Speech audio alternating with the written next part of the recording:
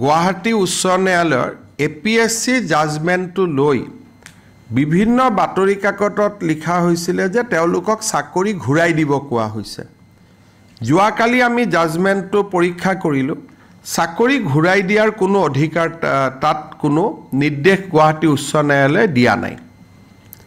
উচ্চ ন্যায়ালয়ে খালি আমাক এটাই কৈছে যে তেওঁলোকৰ যিখন ডিসচাৰ্জ অৰ্ডাৰ সেইখন নন ষ্টিগমেটিক কৰি পুনৰ এবাৰ ইস্যু কৰিব লাগে। তাৰমানে যি আগতে ডিসচাৰ্জ অৰ্ডাৰটোত APSCৰ কথা লিখা হৈছিল, হাইকোৰ্টে ইমানে কৈছে যে আপোনালোকে সেইবোৰ একো নিলিখিব, সিম্পলিচিটাৰ ডিসচাৰ্জ অৰ্ডাৰ দিয়ক যাতে মানুহকেইজনে ভৱিষ্যতে কৰবাত কাম কাজ পোৱাত অসুবিধা নহয়। তো ষ্টিগমেটিক ডিসচাৰ্জ অৰ্ডাৰৰ জাগাত সিম্পলিচিটাৰ ডিসচাৰ্জ অৰ্ডাৰ দিব কৈছে। গতিকে বাতৰি কাকতত যি ধৰণে কথা ওলাইছিল যে চাকৰি ঘূৰাই দিব কোৱা হৈছে, খালি অসম পুলিচত যিখিনি মানুহ আছিলে ACS টেক্স এইখিনিত তেওঁলোকে কৈছে যে ডিসচাৰ্জ অৰ্ডাৰখন ৰিপ্লেচ কৰি দিয়ক, কিন্তু APSCৰ খিনিক তেওঁলোকে কৈছে যে আপোনালোকে চাকৰিত লৈ 3 মাহত ডিপি কৰি আকৌ চাকৰিকেইটাক খেদে ৰাখে আপোনালোকে সিদ্ধান্ত লওক। গতিকে জাজমেণ্টটো পঢ়ি আমি এতিয়াও তাক পৰীক্ষা কৰি আছোঁ যে অন্তত APSC পাৰ্টটোৰ কাৰণে আমি সুপ্ৰিম কোৰ্টত যাওঁ নেকি।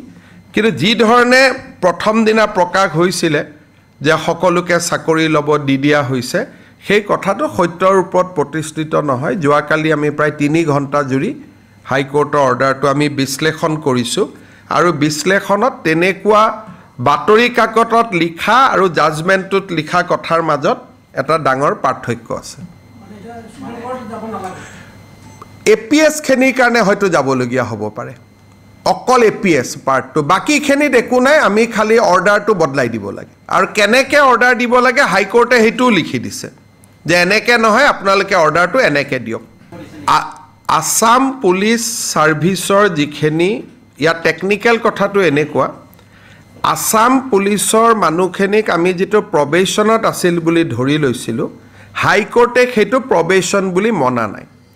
সেইকাৰণে আসাম পুলিচটোৰ ক্ষেত্ৰত নিৰ্দেশ ইমানেই যে তেওঁলোকক আপোনালোকে চাকৰিত লওক কিন্তু দৰমহা নিদিব, আৰু 3 মাহৰ ভিতৰত ডিপাৰ্টমেণ্টেল প্ৰচিডিং কৰি আপোনালোকে যি সিদ্ধান্ত লয় লওক।